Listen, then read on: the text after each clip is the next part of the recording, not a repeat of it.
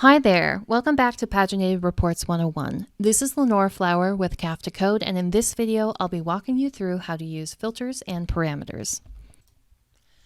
Filters and parameters can happen at a couple different levels within the Power BI report builder. So let's start with just the query filters and the query parameters.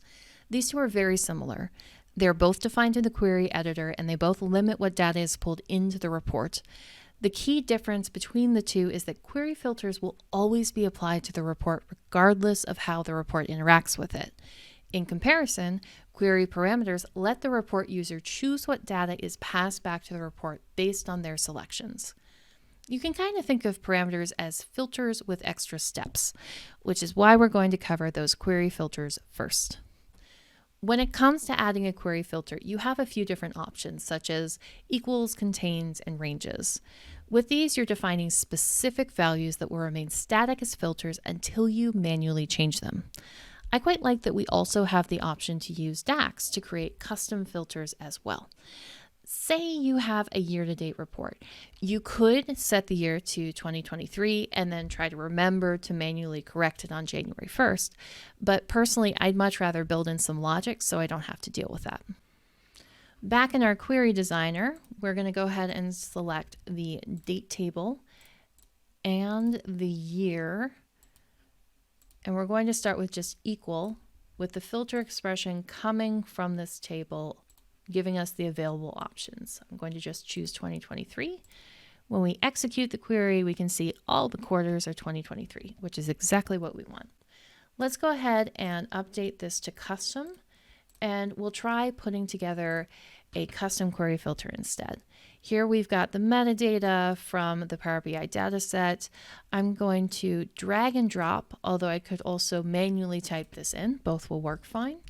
Set that to equal, and then over here in date time we've got lots of function options from DAX, but if we go ahead and grab year, we can pop in today, which is the same one that you may be familiar with already from DAX and Excel, and if we click this we get the same results. Let's add in one more element here. Sometimes you want more than just 1 year. You want the current year and say the previous year. If we just go ahead and add in 2 pipes, which means or, and we use that same date year equals year today minus 1, basically what this is saying is give me today's year and give me today's year less 1 year. If we had put this minus 1 here, it would be saying today minus 1, which would give us the same year. So don't do that. Hit OK. And then when we hit click to execute, now we have 22 and 2023, which, as it so happens, is exactly what I want for this report. So what's happening when a report filter is added? We've talked about how the data isn't stored in RDL. Instead, the information is pulled from the data source at the time the report is run. In our case, that source is the Power BI dataset. And practically speaking, that filter is going into the date table, but that gets carried down using the relationship into the S'mores sales table, which is our fact table. And if we look at a close-up of the S'mores sales table, here's an unfiltered version. What's happening with that filter on the left is the same as if I would have filtered it in the date section of Power BI, with all those dates now showing up as 2023. Moving on to query parameters. Like we discussed earlier, query parameters are essentially query filters with extra steps. The report parameters are the user interface that facilitates those extra steps. By default, these report parameters and query parameters will be connected and work in lockstep, although there are some ways that you can work around that if you need to, which we'll talk about a bit at the end of this video. So when you create a query parameter, you'll be going through the same steps that you did in the query filter, except that you're going to click that parameter box. Or if you're putting together a range such as start and end dates, you'll click 2 boxes, one for the start date and one for the end date. Then the parameters will be defined in the DAX using this generated DAX in the report. Then the corresponding DAX will be generated for the query, and the parameters will be defined under the dataset properties, and a hidden dataset will be auto-generated to support the report parameters for both of the report parameters in this case, and the report parameter properties will be defined for each parameter. And finally, the drop-down selection, which is fed by that hidden dataset, will be added to the parameters pane. Together, these 5 steps create a kind of relay race from where the report users select the parameters back to the query and then boomeranging with the data back into the report. Let's briefly look at that in action. Back in the query designer, we're going to go ahead and select our customer table and our region field. I'm going to set this to equal, and I'm going to check the parameter box. And if I want to, I can also set a default value. This won't limit the amount of information that's populating into the drop-down list. It'll just give us a starting point. So I'm going to go ahead and select South there. And then for the quarters, I'll be selecting quarter name, also equal, and I'm going to hit a drop down here, and I'm just going to pick 1 quarter just for the sake of having something readily available. Execute the query, everything's still looking good. Now, if you'll notice, I just went from having 1 data set to 3, and that is because I have show hidden data sets turned on. By default, you're not going to see these, which can be very confusing if you don't know that these are coming through. But both of these are going to have the same sort of default structure with 4 fields. You can adjust these, something that we may touch on a bit during the 5th episode of this series. But in general, these will work exactly the way you need to, which is to feed into our parameter properties as our source for these listed values. So there's the data set for customer region coming from here, giving the value field of parameter value. That's what we're going to see populated in the parameter pane when we run the report. Note that it runs right away because I chose a couple of default values, and we're just getting the quarter that we would expect and a bunch of southern states. So we just went through the process of creating query filters and query parameters from a report writer's perspective. But what's happening at runtime? How is this working when it comes to the report itself in action? Let's briefly walk through it. Here in our report, we have our drop-down list of 4 available regions. These are being sourced from that hidden dataset query that was automatically generated to support the report parameter. The report user selects the parameter. In this case, it will be South. That South parameter is defined further in the report parameter properties that it will be data type text. And that parameter value from the report populates on the right of the query parameter section of the dataset properties, where the dataset query values are assigned on the left instead.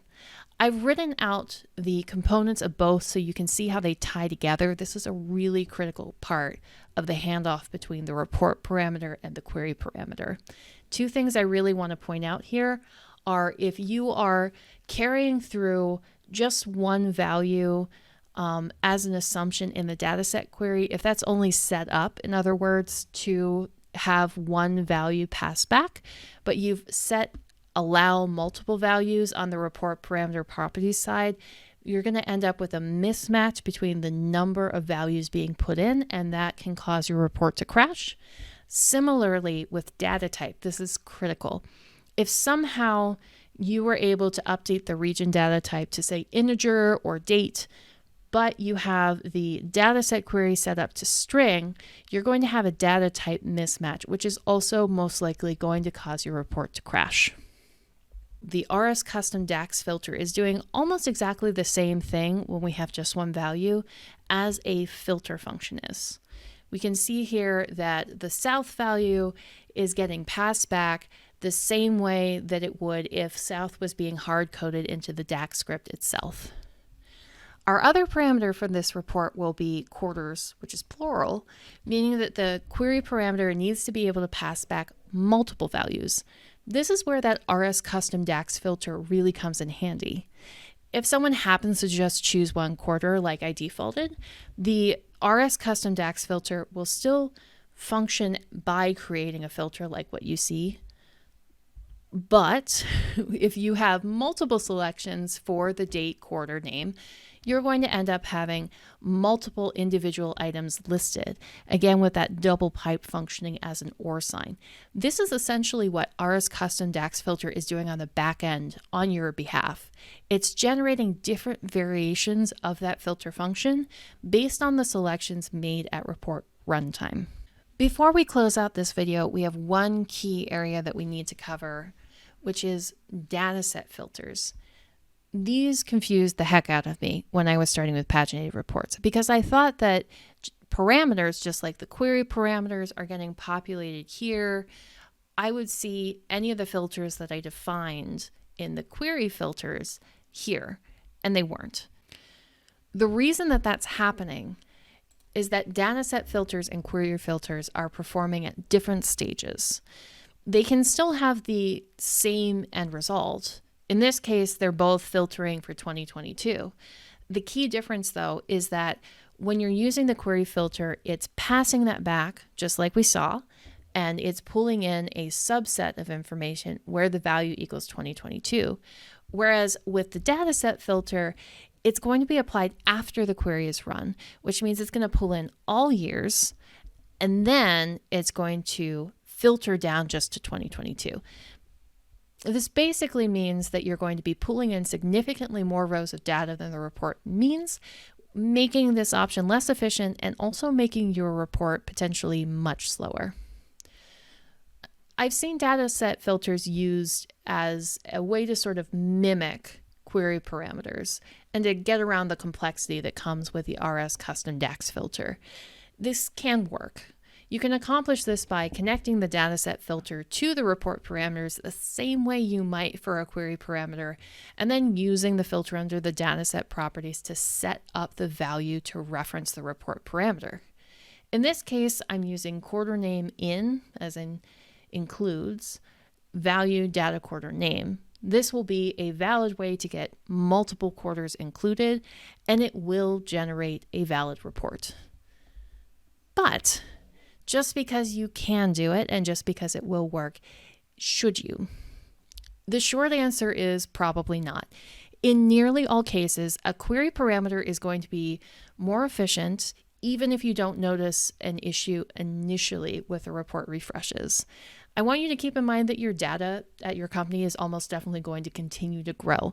That means your report is going to have increasingly higher demands on it. It will get slower, and it's possible it will start crashing at some point. However, there are exceptions, like with everything else. There are some rare instances where you may want to optimize for a slightly different report experience based on how you anticipate the report users will use that report. So an example of a situation where you might want to use a query parameter is one where a report user is going to run multiple versions of that report at one time. If that's the case, you may want to minimize the refresh time between report versions.